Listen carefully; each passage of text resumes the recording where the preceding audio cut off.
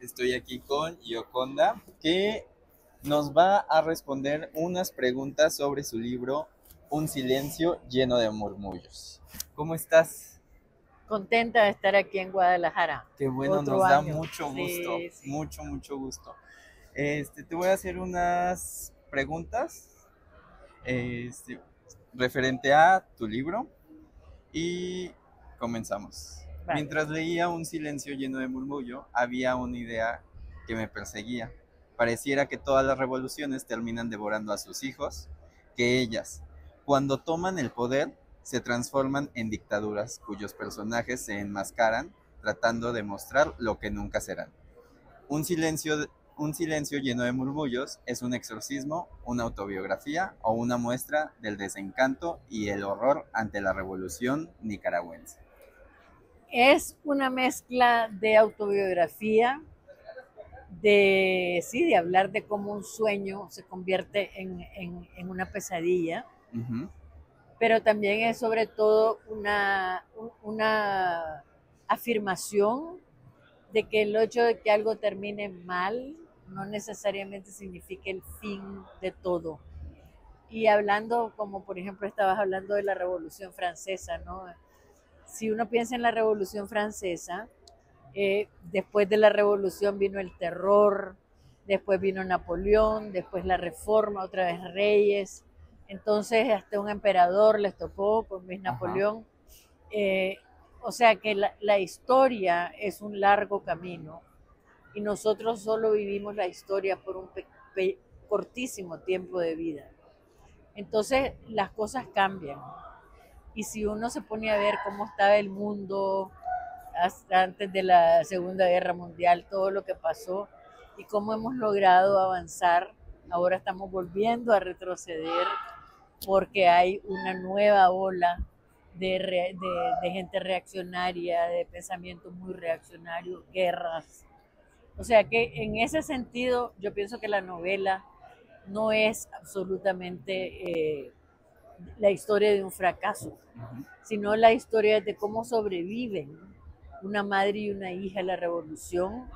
La madre lo sufre más, la madre se muere al principio de la novela, no por estar en la revolución, sino se muere de desilusión, de tristeza, pero la hija llega a hacerse cargo de las cosas de la madre y en ese proceso cuando ella ha cargado con un resentimiento por los abandonos de la madre, cuando la madre tuvo que estar en la lucha, en la guerrilla, etcétera, ella se va dando cuenta cómo todos los misterios que la madre guardó y va sintiendo admiración y va siendo capaz de perdonar a la madre. No totalmente, Ujú. porque yo creo que en esos procesos de separaciones de madres siempre queda un dolor, ¿no? Siempre hay dolores que no se pueden evitar.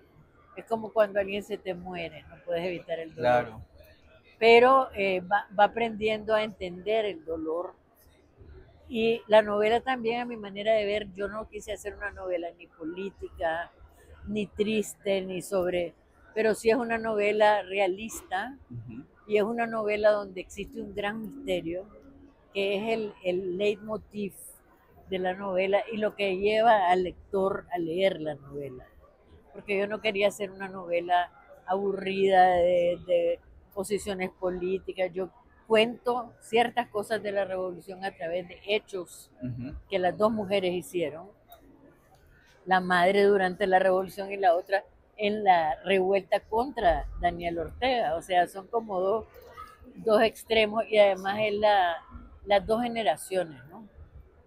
Y también quería hablar sobre el feminismo, como por ejemplo una mujer como Valeria Ajá. es criticada, pero un hombre, el marido o el papá de Penélope, todo el mundo lo ve lo más normal, que el hombre se vaya a la lucha, que el hombre se vaya a la guerra, y no existe esa censura social. Claro. Este, el hecho de que la madre de la protagonista de tu libro se haya entregado a la revolución, me obliga a hacerte tres preguntas entrelazadas. ¿Tú cómo viviste esa experiencia? Y por supuesto, ¿cuál fue el destino que le tocó a las mujeres que se entregaron a la causa? Y la tercera es, ¿ellas tienen y sufren un sentimiento de culpa? Muchas, sí, muchas tuvimos un sentimiento de culpa, pero no por ejemplo, yo te digo, en mi caso, que hay, en esta novela Ujú. hay bastante reflexiones que tienen que ver con mi propia experiencia. No es autobiográfica, no es mi historia, pero hay ciertas cosas que yo retomo de mi propia experiencia. Eh, la culpa te lo daba la reacción de los niños, ¿no? La Ajá. reacción de las hijas, porque igualito, las hijas te piden más. Mis hijas, por ejemplo, el padre desapareció. El padre, cuando yo me fui al exilio, en Ajá. 75, la primera vez, agarró a las niñas y se las fue a dejar a los abuelos. Y los abuelos en muchos casos toman el lugar de la madre, no son los padres. Ahora yo creo que es diferente, yo creo que ahora hay padres que se hacen más cargo de los hijos y hemos avanzado, ¿no? Pero en ese tiempo, olvídate que un padre se iba a hacer cargo de los hijos. Entonces, yo eh, me sentí culpable, muchas mujeres, pero no necesita ser revolucionaria. La cantidad de mujeres que se tienen que decidir entre el trabajo y sus carreras y los hijos, y que actualmente el día que tienen que volver a trabajar después de tener un bebé es un desgarramiento, ¿no? Porque la mujer está hecha para cuidar, está hecha biológicamente, Ujú. y además la sociedad no está organizada como debería estarlo para mujeres que tienen hijos, está organizada para hombres que tienen esposas que se hacen cargo de los hijos. Claro. Entonces, para mí eso era interesante plantearlo en esta novela. Y es una dificultad más que enfrentan las mujeres, ¿no? O sea, de que no Claro, exista como tú lo mencionas, o sea, como a lo mejor una flexibilidad, si así lo queremos llamar, sí, sí, sí, de pues también necesitan pasar tiempo con sus hijos claro. y, Y los hombres y también, los hombres también necesitamos pasar. claro. Digo, no soy padre, pero Pero pues el día que claro, los llamas a ver, sí, claro, claro, y al final de cuentas, pues es un trabajo de dos personas, ¿no? sí, absolutamente. Mira, lo interesante para mí del feminismo Ajá. que está ahorita cuestionado tremendamente por todos los avances que hemos logrado. Eso de que la mujer debe ser la que está al cuidado de los niños es una de las, digamos, de las reclamos de la gente más conservadora. Ujú. Como que el niño que no tiene a la madre pierde, pero lo que pasa es que no tenemos un sistema que permita que la mujer vaya a trabajar y haya una guardería donde la gente sea súper bien educada, donde puedan dejarlos a los niños, no con muchachas que no ganan bien y que no tienen educación, como que lo que se le da a los niños es lo más, ¿me entendés? Sí, sí, sí. Lo que no se le da tanta importancia y estamos creando a las nuevas generaciones, ¿no? El Entonces, futuro. sí. Entonces la novela se mete con eso, pero creo que también tiene todo un ambiente mágico, Ujú. porque como sucede durante la pandemia, y ella se queda sola en esa casa. A mí me gustó mucho poder reflexionar sobre qué pasa cuando alguien muere, ¿no? Cómo te va quedando la memoria. Es un ejercicio de memoria, cómo ella va construyendo a la madre, cómo va encontrando las cositas de la madre que la hacen reaccionar y que la hacen repensar a su propia madre. Y eso me parece que por eso está ese silencio lleno de murmullos, ¿no?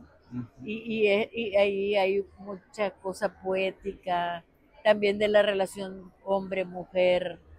Yo soy feminista, entonces también del cuerpo, del placer, de la madre que es muy liberada.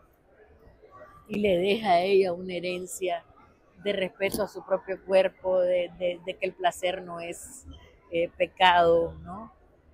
Y tratarlo todo eso con dulzura, no con vulgaridad, porque yo encuentro que ahora muchas veces que se habla del sexo y todo eso se habla con vulgaridad.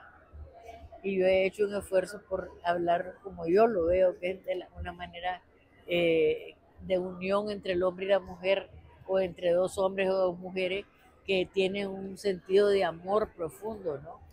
Y de intimidad, la intimidad más grande que podemos tener. Entonces, todo eso está en la novela. Y del suspenso, el suspenso porque no sabes qué pasa, no sabes quién se está metiendo a la casa, no sabes quién está, qué es lo que oculta ese misterio. Ujú. Y a pesar de que Un silencio lleno de murmullos es una novela marcada por la historia y la política, no podemos asumir que ella se reduzca a estos hechos. Tu obra es mucho más que un manifiesto. ¿Cómo la miras sin tomar en cuenta estos factores?